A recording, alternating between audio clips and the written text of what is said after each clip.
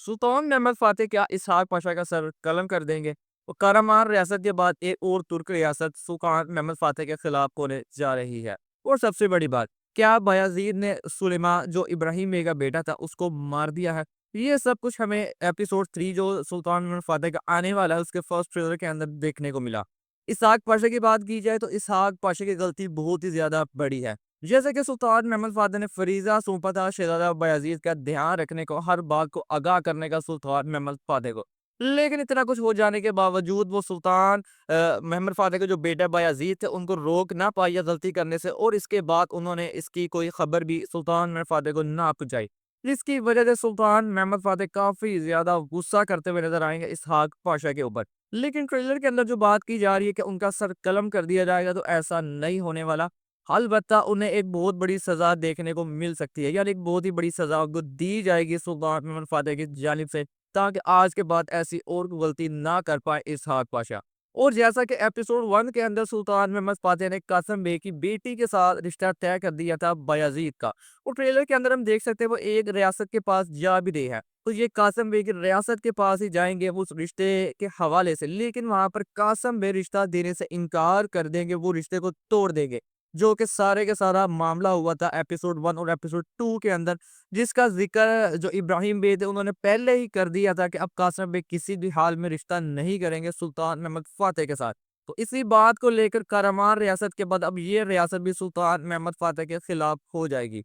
और वापसी में आते हुए जो इब्राहिम बे का बेटा है सुलेमान, वो पैदरों के साथ मिलकर एक मंसूबा तरतीब देगा, जिस मंसूबे के चलते हुए वो इस शहज़ादा बायज़ीद को कत्ल करना चाहेंगे। लेकिन वो इस मंसूबे में नाकाम हो जाएँगे। वहाँ पर बायाज़ीद जो है वो लड़ता हुआ दिखाई दे रहा है ट्रेलर के अंदर इब्राहिम बे के बेटे सुलेमान के साथ। वहाँ पर वो ज़ख्मी होकर नीचे गिर जाता है। लेकिन जिस तरह ट्रेलर के अंदर दिखाया गया कि बायाज़ीद ने उसको कत्ल कर दिया है, उसको मार दिया है, तो ऐसा नहीं होने वाला। अलबत्ता वो ज़ख्मी ज़रूर हो जाएगा। और इस सारे सीन के बाद जो लड़ाई थी वो और ज़्यादा हाई लेवल पे चली जाएगी सुल्तान महमद फ़ातेह और कारामार रियासत के दरमियान।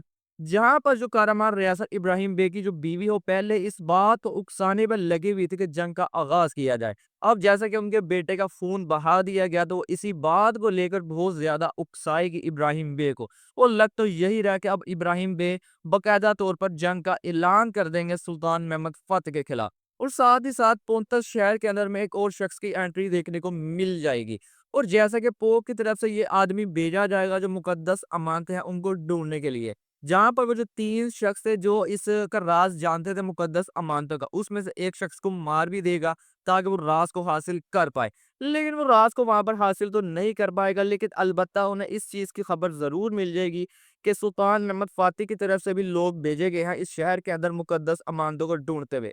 और साथ ही साथ व्लाद ड्रैकुला इन मुकद्दस अमानतों को लेकर काफ़ी ज़्यादा हमें और तरह का नज़र आ रहा है, यानी वो कुछ बातें छुपा रहा है इन मुकद्दस अमानतों को लेकर।